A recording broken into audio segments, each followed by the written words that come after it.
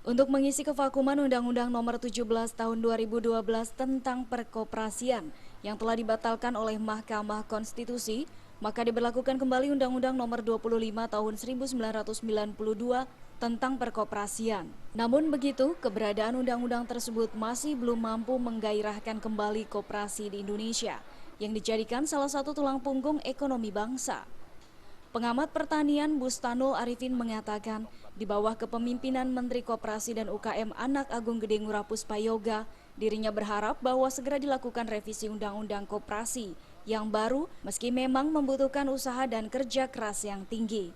Diakui Bustanul, kinerja Menteri Puspayoga saat ini terbilang mumpuni dengan berhasilnya menurunkan tingkat suku bunga KUR sebesar 12%. Namun begitu, sederet pekerjaan rumah lainnya masih menanti mantan wakil gubernur Bali, seperti fokus pada program pertanian, pangan, dan perkebunan yang menjadi tulang punggung ekonomi bangsa. Salah satu contohnya yakni penyediaan pupuk pertanian dapat menjembatani aktivitas pemasaran serta kemudahan akses kredit modal bagi seluruh petani di Indonesia. Paling tidak sekarang kan kita punya menteri baru. Beliau memang politisi beliau, tapi setidaknya ada kekhasan lain.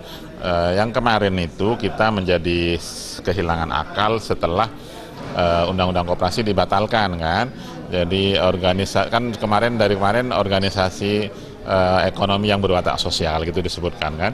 Lalu setelah judicial review posisi itu tidak dibenarkan karena terlalu kapitalistik atau dianggap kegotong royongan. Saya katakan mungkin dimulai dari peningkatan peran sosial kapital. Dari Jakarta, Muhammad Ibrahim dan Muhammad Taufik melaporkan.